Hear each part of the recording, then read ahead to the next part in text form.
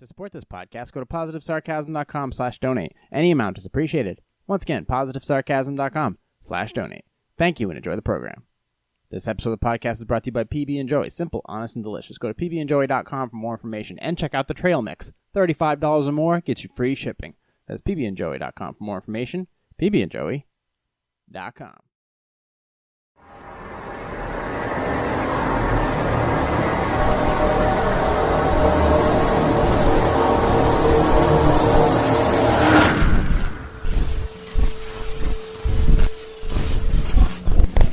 Jay here, PositiveSarcasm.com, recorded here at the Spare Parts Studios. Happy Sunday, everybody. Happy Sunday. I want to start off with, if you want to find me on the social medias, which is getting boycotted by all kinds of fucking, there goes there. See, that's the problem. As soon as I start swearing, if you swear within the first 10 minutes of a fucking podcast, the algorithm basically puts you in the gutter. But then again, not a lot of people are watching this thing anyway. So fuck it, here we go. You can find me on Instagram at @positive_sarcasm. You can find me on Facebook.com/POS sarcasm. You can find me on TikTok at Positive Sarcasm. All my clips go up there. And then, of course, if you want to check out my YouTube channels, Positive Sarcasm Podcast. I haven't been posting as many clippy clips in the past 2 weeks, I think, is because I've been working on actual YouTube vlogs. Or I did a wedding vlog, and then I'm working on a drone vlog, and then I'm working on a concept vlog. So those take up more time and more focus from what I've normally been doing. And now I'm trying to, I had all my focus on the YouTube vlogs, and then I started to balance the focus between my YouTube vlogs and the podcast, and then it became pretty much all podcast. And now I'm trying to reinsert the YouTube vlog stuff, and I'm just trying to figure out that balance. And that's not an easy task. But you know what? If anybody can do it, I can do it. So you can find me on all social media. You can check out my YouTube channels. And, of course, you can find me anywhere where podcasts are available. And, of course, my big, beautiful, and always accessible website, PositiveSarcasm.com. I got to start off with one thing mainly. It's a technical thing. 2 weeks ago, I talked about the Mavic Mini. I reviewed it, and I gave it a huge thumbs up for what it's designed to do. But I did want to talk about one thing of note if you're going to buy one. And then, of course, there's a CrossFit article for good news for people who want to take care of their bodies. AP news regarding airlines. And then there's Gizmodo's black hole colliding with something, blah, blah, blah. I haven't really gotten into that. I haven't dived into that one because that's a big one. And then, of course, I'm going to close out with cultural stuff. It may just be an FYI, but I'm going to do my best to remember to close out on that. And this is Sunday Leftovers. This is generally, I'd say 1/4 the size of, generally it's designed to be like 20, 25, 30 minutes long at the most. Sometimes I end up going like 40, 45 minutes. It's like, shit, I've been rambling way too long. If you're new to the podcast, which I'm sure some of you are. These Sunday Leftovers are generally just what the articles I didn't get a chance to get to, or some of the ones that weren't really set up for the main Wednesday episode. But I found it interesting, and maybe I wanted to learn something new, so I go through them. And some that don't make the regular rotation, they end up on Sunday Leftovers.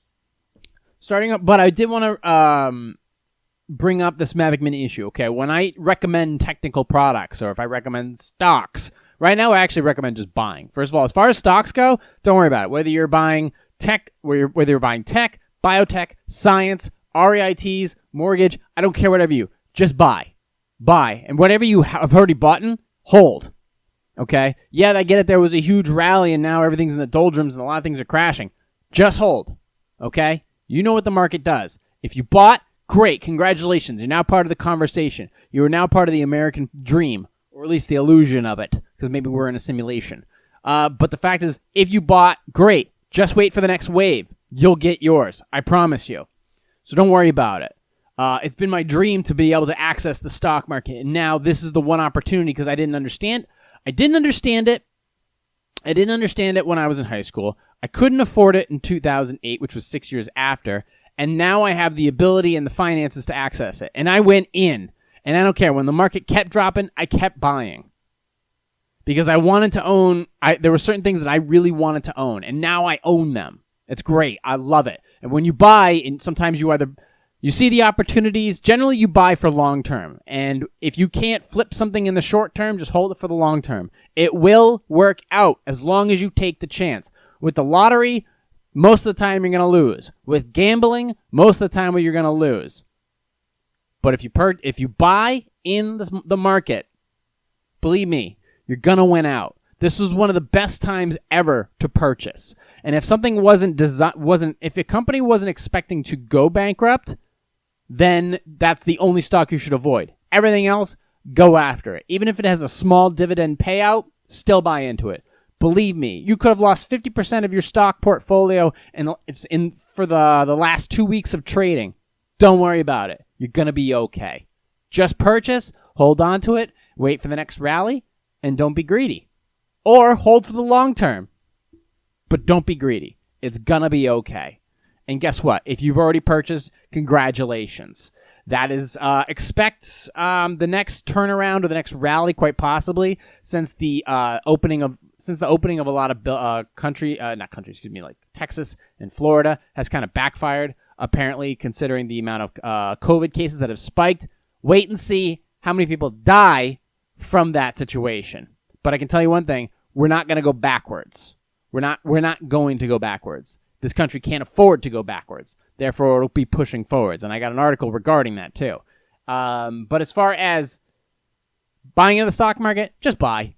Whatever you like. If it's a company that still exists and it has a dividend payout, just fucking buy it. I don't care. And I'm not an advisement certified investor. But who gives a shit? YouTube is full of people like me. So just buy, okay? Buy, and don't be panicking. You only lose your money when you sell. Okay? And by keeping that money in there, you're keeping those companies afloat. So you're responsible for them having the cash flow. Congratulations. And sell when you make a profit. Anyways, we're rambling here. This was not part of my initial Sunday leftovers, but now we're 7 minutes in. So let's get to it. All right, the Mavic Mini issue. The Mavic Mini issue, is it an issue? Yeah.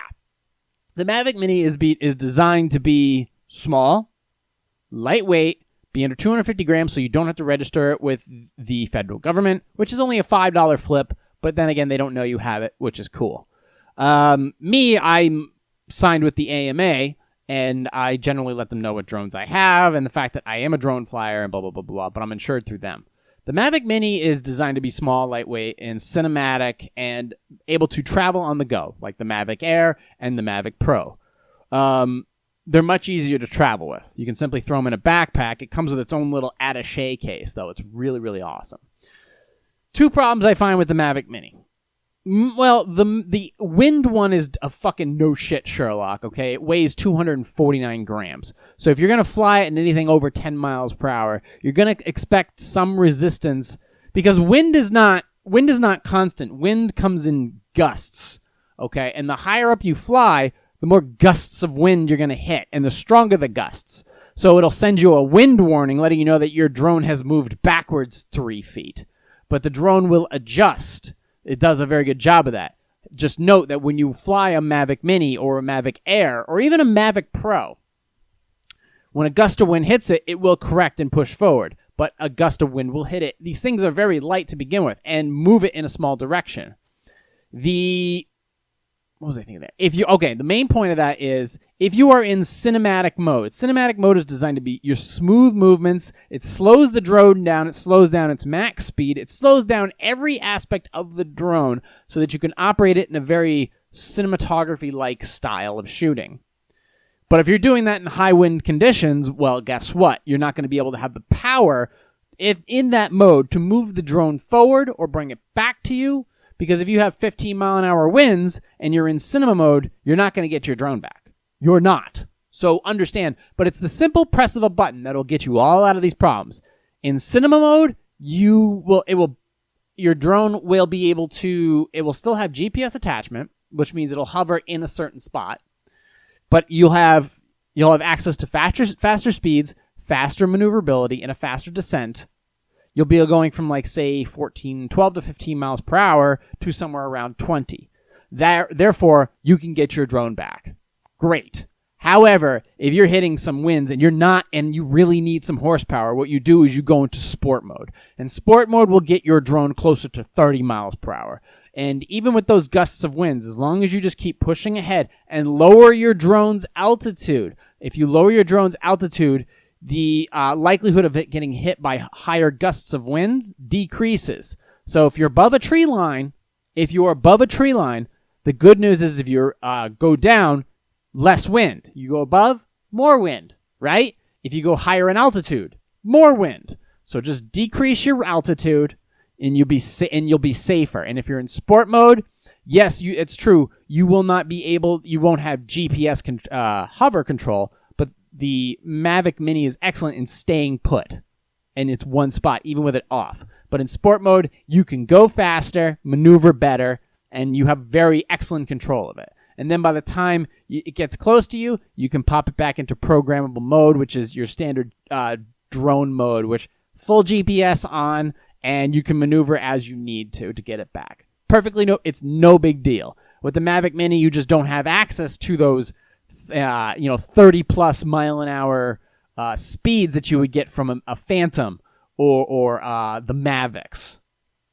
Okay, so that issue, just to let you know, if you're ever in a panic and your drone is starting to float away from you, just use the sport modes. Use the automatic mode and the sport mode, and you can get your drone back. But don't forget to lower your altitude as well if you can. Just be wary of what you're traveling through as far as obstacles, buildings, boats, cars, animals. Just be wary of that, and trees. The main issue, though, I was having, that I discovered this weekend because I was essentially throwing a retirement party for Pelican 2 on top of Mount Major. Before we went up there, I went and tested over the waters of Lake Winnipesaukee, my old stomping grounds, the new Mavic Mini. However, even though it sits nicely, in a perfectly molded little case that it comes with, I noticed that there was an issue. As soon as I got it out into the water, it sends me an error message that the propellers are spinning too fast and I need to bring the drone back and land it almost immediately. And there was another issue with these drones in maybe colder temperatures or just in general, where it loses its altitude. All of a sudden it loses its altitude, it will go to the ground and bounce. This is an issue that's on YouTube. You can check it about basically. Just Google or YouTube, Mavic Mini loses altitudes rapidly. And there's some videos on it. So just make sure that your Mavic Mini is fully up to date. But this issue was something else. And I discovered that I truly think that it has something to do with the propellers. Because it specifically says an error message on the drone saying propellers are we're spinning too fast. Which means that there was maybe some warping or one of the propellers came loose. So I returned it. Thankfully, the Mavic Mini comes, or my Mavic Mini, my Flymore kit, which comes with 3 batteries, the charging station for the batteries, and all the extra wires, and extra propellers. The extra propellers, all you have to do is take the screw driver that it comes with, or a smaller screwdriver, take the old props off. If you're going to take one prop off, take them all off. Because these props that come with the Mavic Mini are so tiny, so fragile, and so bendy. I'm not sure how easy it is to warp these damn things. So I removed all of them, and I'm essentially going to trash them. And I replaced the props I replaced the old props, the original props, with the new props, and sent it up. And tested it throughout the weekend and had 0 issues. So I'm assuming that was the case. Maybe it was it could be a computer error or what have you. But generally, it's something mechanical, and it's such a durable, paper-thin item like the props that are on the Mavic Mini, it was safe to just get rid of them altogether. The ones on the Phantom 3, the Phantom 4, and the Mavic Air and Mavic Pro series, those are a little stiffer, so I don't think they're going to bend as much. But the Mavic Mini, they're like paper. They're paper-thin, excuse me. So if you're that's one thing. If you have the Mavic Mini, make sure you have extra props on hand. Whenever you're on location, have extra props, new props, on hand at all times. Because that warning, I've only had it for a few weeks. I've only flown it for a few weeks, and I've had no accidents with it. But this is an issue that I just noticed, and it's good to have extra props on it. I don't know if it's going to continue being a huge issue, but I will monitor it going forward. That being said, if you did want to purchase new Mavic Mini, because if you're getting into drone stuff, the DJI Spark and buying cheaper drones is dog shit right now. You're either going to go full bore and buy like a Phantom or a Mavic, which means you're going to spend like, I don't know, between $500, $600 to $800, or you can go $450 and get yourself a nice little Mavic Mini. Nice little Mavic Mini that'll give you super high definition, excellent flight times, great speeds, cinematography, and great travel space. Because it's important when you're getting on planes nowadays, or you need that cargo space. And traveling with a Phantom 3 that's its own backpack, especially on mine. It's bigger, it's heavier, and it's its own backpack. Now with the Mavic Mini though, you can literally throw that in its own case and it'll fit nicely in your travel bags. Now if you're going to get extra props, I do urge you, and I'm actually going to order some by the end of this week. If you're going to order new props, they're not expensive. You can buy Mavic Mini propellers for as low as $12. There's also stealth upgrade propellers, which are double the price. It's Mavic 2. Oh, those are Mavic 2s. Excuse me. But most of them here, Amazon, Best Buy, eBay, B&H Photo, DJI's official store. They're all $12. They also have carbon fiber ones that are durable. They also have stealth ones. They have tri-blade ones. There are, what else is there? There's low noise quick release propellers. There's a bunch of them. But make sure that they are certified. You don't want to buy propellers that are, first of all, if you're going to buy a drone that's hundreds of dollars, you don't want to buy cheap props. Buy the official ones or buy high-end certified ones for your drone. And but thankfully you can get them pretty inexpensive. $12 is worth it for not risking losing your bird. There's no worse feeling, and I've been through that, and I don't want it to happen again. But thankfully, to solve this issue, if you have bad props for some reason, for whatever reason it is, you can just go and buy. You can just go buy new ones for like $12, which is great. That's awesome. The idea of the wear and tear in this drone and you being able to replace certain things is awesome. That's really, really cool. $12 is really no big deal. So that's the main issue I wanted to report on it. It's been great ever since. And it was cool to be able to fly it at high altitudes. Mount Major's the summit's like 1,100, 1,200 feet. And it was cool to send my other drone, my Phantom 3, up in a rotational pattern and then have my Mavic Mini go up there in the same wind conditions and track it as it overlooks the backdrop of the entire lakes region. It was just a beautiful send-off for a drone that I've had since 2017, and it's been a great bird, 0 crash record, and I'll be using it locally, but it's been a great bird, and I just love it. It's just cameras are tools, but drones they have their own personalities because they come to life, and they have they have wings, and they're just interesting. If you treat them like pets, you tend to take care of them a lot more. And since it is a risk every time you send a drone up. So it's just one of those things where every time you send one up, you want to bring it back. So you tend to, you tend to want to be more careful with it. But it was cool, and I wanted to bring up those two pieces of advice for if you're going to buy a really small one. My advice, if you're just going to buy a drone, you want to go balls out, you buy a Mavic Pro. Period. Also, so I also have some news here for health and wellness, something I'm big into. Okay. This is from CrossFit.com. I used to talk a lot of shit about CrossFit until I saw those chicks on Instagram with fucking steroids. Whew, good God. But as far as it falls along the line of those who have type 2 diabetes and a lot of growing evidence, and growing evidence being basically outstanding evidence.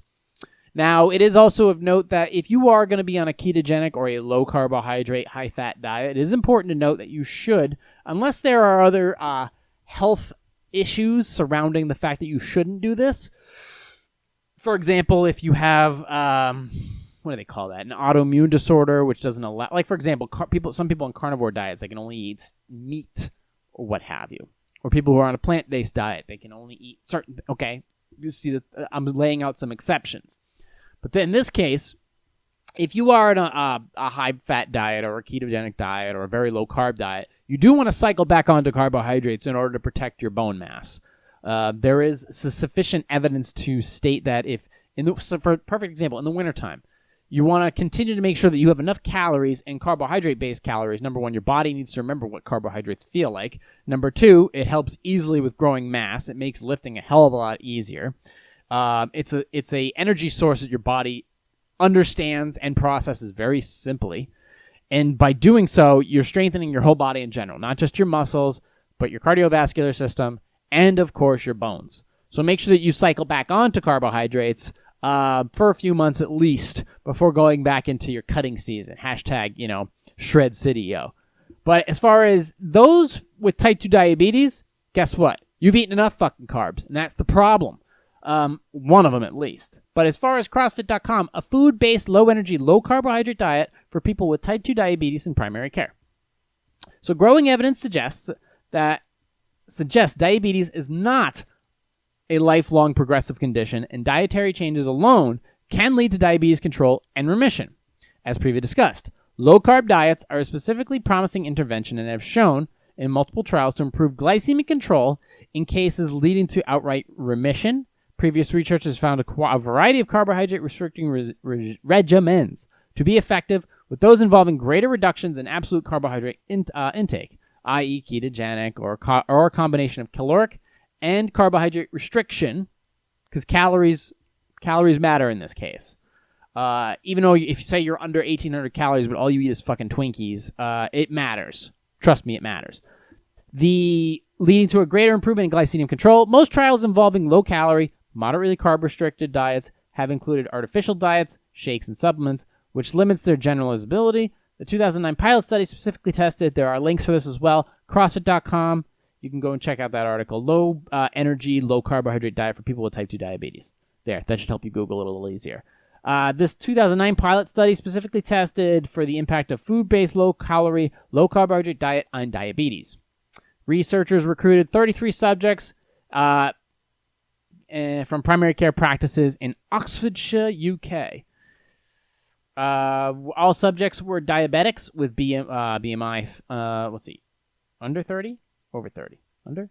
Randomization was 2-1, with 21 subjects randomized to the intervention group and 12 to control. Control subjects maintain. Now understand, we're talking about low carbohydrate, but we're also talking about low calorie.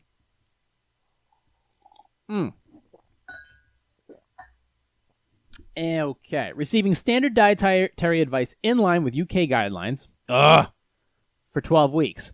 Intervention group subjects were instructed to limit calories to 800 to 1,000 calories per day, with less than 26% coming from carbohydrate and a minimum of 60 grams of daily protein to simulate. I'm going to get back to this in a second. Before you start screaming and yelling, I'm going to get back to that. To simulate a broadly generalizable program, dietary and education and instruction was minimal. 4 15 to 20-minute sessions with a nurse practitioner during weeks 2, 4, and 8. After following this diet for 8 weeks, subjects increased calorie intake to a level that led to weight stability. Okay. The intervention, before I proceed, there's something to note. 800 to 1,000 calories a day is not sustainable, and in many cases, especially if you are a fitness competitor, that is entirely unhealthy. 800 to 1,000 calories is also known as, in slang terms, crash dieting. It's not safe in any diet. Unless your body type is specifically designed for that 8 to 1,200 calories per day, it's not sustainable in any shape or form in life. You can do it for a few weeks because your body generally in this case, or in a type 2 diabetic situation, it is perfect for getting you to regulate your body to get it back to normal from when you can raise your calories. But just make no mistake, for anybody understanding this, 800 to 1,000 calories, or even 8 to 1,200 calories for the normal schmuck like me, or anybody else, well, actually a lot of people, most Americans too, that's not good. Maybe for a couple weeks, 3 weeks, great. After that, you need to update all of it. You need to up all of it. Your calories, your fats, your carbs, your proteins. You need to raise them to a point where you're getting there is something to the 2,000 calorie diet. The food pyramid, there's nothing to that. Okay, that's already been debunked. That's bullshit. So, but I just want to say 800 to 1,000 calories is not a sustainable thing. So but they did this because these people were on type 2 diabetes. They were doing a pilot study, so they wanted to see what the reduction was. And these people, if they were type 2 diabetic, chances are they didn't have a lot of muscle mass to begin with, and they were in shit shape. So it didn't matter what caloric restriction you put them on, as long as you put them on a caloric restriction. There's many more aspects to this, but we'll continue on. The intervention group lost an average of 9.5 kilos over 12 weeks, compared to 2 kilos in controls. Intervention group subjects improved across a variety of measures of glycemic control, including HbA1cs and fasting glucose and fasting insulin. All changes were significantly different from both baseline and control. No significant improvements in glycemic control were observed in control group subjects. Intervention groups subjects were an average of 1.4 anti-diabetes medication and 1.4 antihypertensive medications prior to enrollment. So there was, the success of the trial. We'll move past that part. The success of this trial is consistent with a growing body of research indicating non-pharmaceutical, non-surgical interventions can reduce the severity of or even reverse diabetes. Hey, no shit.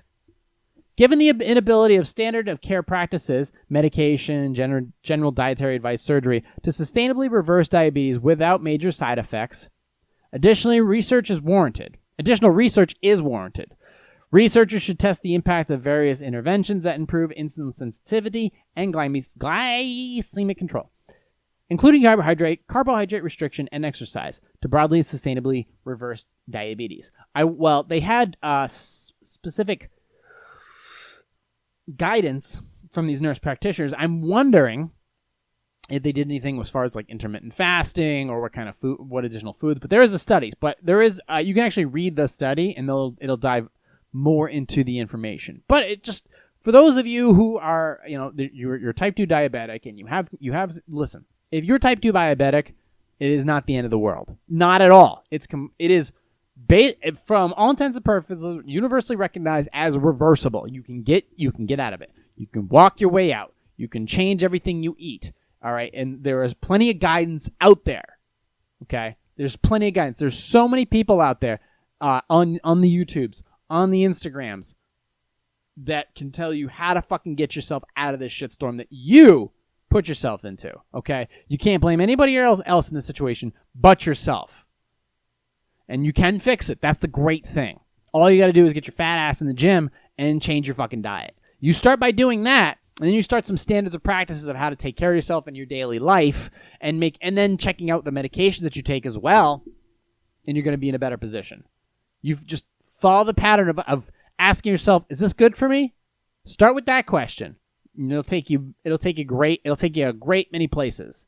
But type 2 diabetics, yes, the process is reversible, and you can do wonders. You can do wonders. You'll be so happy with yourself. You'll be mad that you didn't start sooner, but you'll be happy that you actually decided to take charge of your own health and wellness, and those doctor visits will start to grow fewer and far between. Now that's the good news. Let's see. Do I want to talk about the American Airlines thing? We're at 8 minutes. I might actually want to get out of this.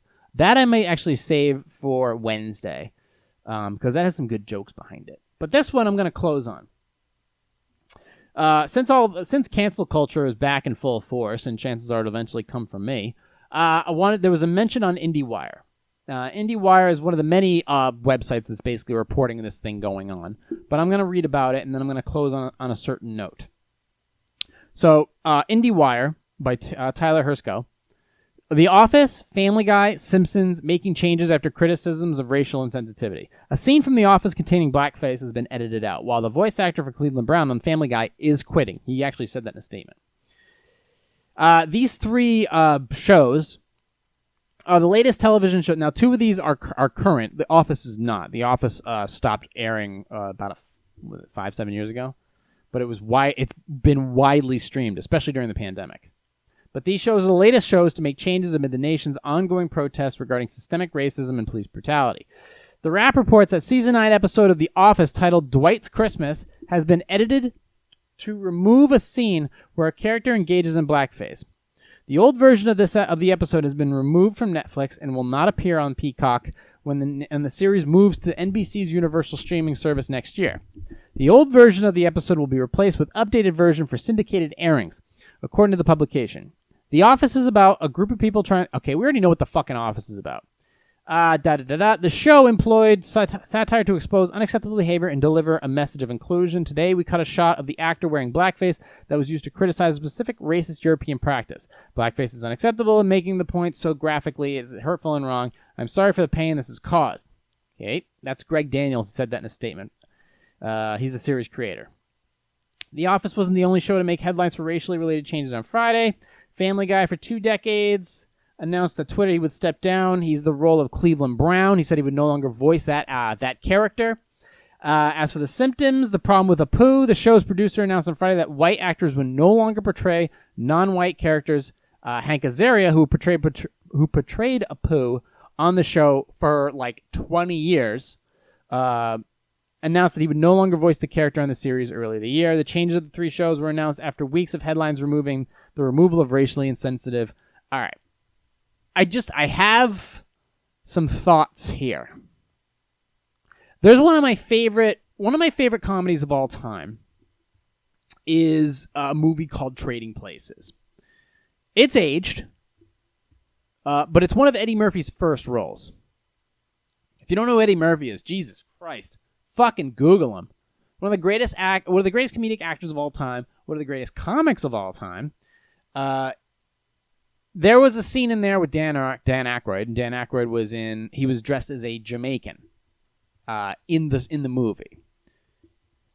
And basically, I guess what that would be considered blackface in today's standards. He's portraying a Jamaican. I don't know whatever you fucking lunatics are thinking of. But in this case, and also the N-word is used in this fucking movie a few times. So there's also that. Movie's hilarious, though. Movie is a real portrayal of the time in many different ways, depending upon societal or race or financial. It shows how much of a shithole Philadelphia was and is, and how close homeless and greedy rich were so close together, were so entangled. Like, you could literally go 1 block down, and it's an absolute shithole, and then you go 1 block further, and it's all $1 million townhouses. Still exists today. It's crazy. But I'm curious, if they are going out of their way to get rid of these scenes or update these scenes, they're removing certain episodes, they're pulling entire seasons from networks that first of all, a lot of the times you pay, if you're buying like Peacock, or you buy Disney Plus, or you buy Hulu, or you buy HBO Max, you buy these what do you call it? You buy these programs, you buy these apps, you buy these services so that you can see certain shows in their entirety. And then they advertise these shows, such as the one that they did with South Park. South Park, they removed 5 controversial episodes from HBO Max. They won't show them anymore. They won't show them anymore because of the religious connotations. But you buy these platforms because they have the shows that you want in their entirety. Well, apparently not. So you're essentially not getting what you pay for. You're not getting the original purchase, the original form of it too. You're kind of getting. They're kind of fucking with you. You know, I get I know what's inappropriate, and I know what's appropriate, and quite frankly, I don't give a shit. In order to tell the truth, you have to risk being offensive, and if it's a product of its time, it's a product of its time. You can't erase history, or so I thought. Apparently, you can. The fact that you're gonna say, also the fact that if you have a white guy, or a standard European descent gentleman who is no longer portraying Cleveland Brown, he's out of a job because he's white, or he quit because he's white. Doesn't make a difference. Maybe he was guilted into it. Maybe somebody told him it was a good idea that he should step down. The person who played Apu, I think he's an Italian guy, or he's Jewish, one of the two. Can't play Apu anymore. So what does that mean for Alex Bornstein? What's her ethnicity? She plays a redhead. She voices the actress of Lois, the redhead on Family Guy. What's Alex's descent? Just out of curiosity. If she happens to be European, playing a European woman, okay, fine. I'm just curious. Where are we heading down this road? What road are we heading down here, and how much does it continue? You pay for these shows to be in their entirety. You pay for these episodes to be on there. You pay for 12 seasons of South Park, but instead you get 11 and a half. You pay to watch these episodes in their entirety, but there are scenes missing. When does context start to take into when does context start to matter? When does things start to be taken out of context? Because these are funny shows. These are funny shows. They're designed to be funny, regardless of how insensitive or inappropriate. That's the whole point. It's when you see Tropic Thunder, you see Robert Downey Jr. in playing a black character. How wrong that is. When does Netflix or Amazon Prime or Hulu pull Tropic Thunder? Simply for the fact, regardless of the context, just removing this movie that made over $100 million in the box office from a streaming service. Simply because of that. Just because it's, quote, racially insensitive. First of all, these people at HBO Max and at Amazon, they don't give a shit about any of this justice, social justice. They care about fucking money. They're just trying to protect their assets. And by looking virtuous, it protects their values. Simple as that. Now, here's the thing. When is it eventually that you can't purchase these things anymore? You pay for The Office, but because it's become so racially insensitive or so sexist, you can't get it anymore. Just out of curiosity, if something is so offensive to the point that it's offensive to some, or many, or all, and you can't buy it anymore. You know what you still can buy? You can still buy Mein Kampf. Mein Kampf is German for My Struggle.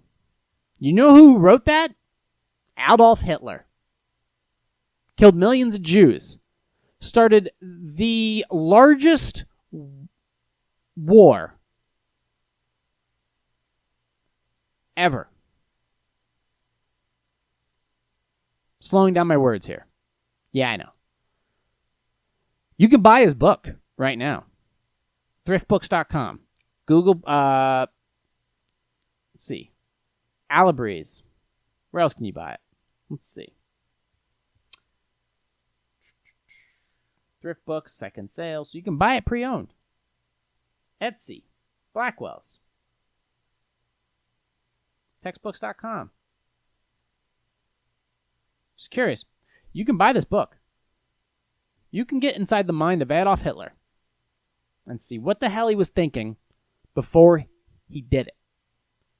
So you can understand your past simply by reading his. Understanding it. No doubt. A terrible person. He got there somehow.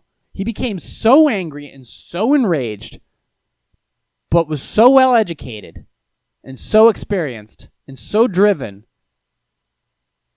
You can understand how you too can become a monster.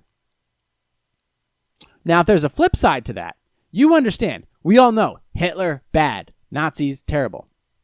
No shit. There's a Jew talking here. You know what else you can buy? Besides, since you hate Nazis, I want to tell you, guess what else you can buy? Every single Karl Marx book. Every Karl Marx book is available for sale. Untouched. So, for example, if it's a comedy, say it's The Office or Family Guy, you can buy HBO Max or you can buy Hulu, but you will not get those shows, comedic purposes, okay, to parody. You cannot get those shows in their entirety anymore. You're not getting what you pay for. You can buy Mein Kampf in its entirety. Not a parody. Not a joke at all. Basically a manifesto. This is what they were planning. This is what they wanted to do. And guess what? They actually did it. But you can buy that in its entirety from several different venues. You can download it for free. You can get it on audiobook, but it won't cost you a dime. You buy something on HBO Max, you don't get it in its entirety. But you can download the entire manifesto of Karl Marx and all his crazy-ass fucking ideas for free. Or you can get it in paperback. Or you can get it on audiobook. Now, Karl Marx had legitimate critiques of the way we do things over here in the Western world. His remedy, though, was toxic and deadly. Now, the person who followed through on his ideas, Vladimir Lenin, Joseph Stalin, you can buy their books and their thoughts in their entirety as well. Vladimir Lenin, The State and the Revolution, all the books, V.I. Lenin. You can buy them in their entirety. All right here. Untouched. Those gentlemen, Vladimir Lenin, Joseph Stalin, are responsible for 5 times the amount of deaths as Adolf Hitler. Maybe 10 times the amount of deaths. They actually can't count the amount of bodies because while there was all kinds of video footage of what Germany was doing to the Jews and the GIs back in the late 1930s and the mid 1940s, there was no video evidence really, except for a book called The Gulag Archipelago. But there was no footage of what the Soviets were doing to their own people, starving them, shooting them. There's no footage of that. There's just books. Therefore, we don't truly understand what took place and the amount of deaths that resulted of going one way or another. Way too far in one direction. But you can still read them in their entirety. You can buy them and read them in their entirety. Whereas a joke, you cannot buy a joke on HBO Max in its entirety. You cannot buy a joke on Amazon Prime or on Hulu or on the Peacock in their entirety. The idea of taking things out of context and trying to update history. History's history. It's already happened. Show it for what it is. You can explain before or after. But leave it as it is. You can't change what Karl Marx was thinking. You can't change the amount of damage that was done by his writings, or Lenin's writings, or Hitler's writings. They believed in something, they wrote about it, you can read exactly what they wrote, and hundreds of millions of people are dead as a result. So if we don't understand these jokes back when they were made, what the fuck are we going to do in the future? What's going to happen to people like me? The people I looked up to. George Carlin. Andrew Schultz is the modern day George Carlin. What's going to happen to Carlin? We going to cancel him? George Carlin is one of the greatest comedians of all time. He was one of the most thought-provoking comedians of all time. He was more than, and he was more than just a comedian too. Way more than that. He was something truly special. We're going to go in, he's got books. He's got interest. He's got When Will Jesus Bring the Pork Chops? He's got Brain Droppings. And he's got one other one too. But are we going to go into his books and update them? Are we going to go into his HBO specials and update when he says certain words that we find offensive now? Why would we do that? What's the point? What does it solve? What does it fix? If it's insensitive, what was supposed to be insensitive? That's the point. Jokes are meant to offend. Jokes always are at somebody's expense, no matter what. So how do you cancel a joke? You don't. You leave it for the time it was in. Jokes can become unfunny over time. That's called evolving. That's called progressing. But if you cancel the joke or close the joke or edit the joke out, that's not progressing. That's not progressing at all. That is something completely different. You can't erase history. Actually, apparently you can, like I just said. There's a book called 1984. You try erasing that. However, you can't apparently you can't erase Karl Marx's books. You can't erase Vladimir Lenin's books, and you can't erase Adolf Hitler's books. Just wondering why we would erase one thing, but we wouldn't erase the other. Just something to leave you with. That's it for Sunday Leftovers. On a nice, went from talking about drones to the deaths of over 100 million people. All because of a fucking joke. So I want to thank you all for listening, watching, and subscribing. You can find me on all social media, TikTok, Instagram, and Facebook. You can find me on YouTube for Positive Sarcasm Podcast. You can go to my website and check out all my information, including my movie reviews, my posing music, and you can send me any type of information or questions you have for, free. Website, positivesarcasm.com. If you want to donate to the podcast, positivesarcasm.com/donate. Robinhood, Cash App, all the logos there if you want to go ahead and use that. And, of course, you can email me directly, positivesarcasm@outlook.com. I'm getting tired. I had some food and drank some coffee and it didn't work and what have you. Also, I'm looking at this dog right here, and he's passed the fuck out on the casting couch. And I don't want to wake him up, so let's go ahead and whisper out of this one. You can find me on iTunes, Stitcher, Google Play Music, iHeartRadio, TuneIn, Spotify, Castbox, Podcast Addict, anywhere where podcasts are available. But until then, I want to thank you all for listening, watching, and subscribing. I will talk to you all on Wednesday, recorded here at the Spare Parts Studios. This has been a Positive Sarcasm presentation. Puppy.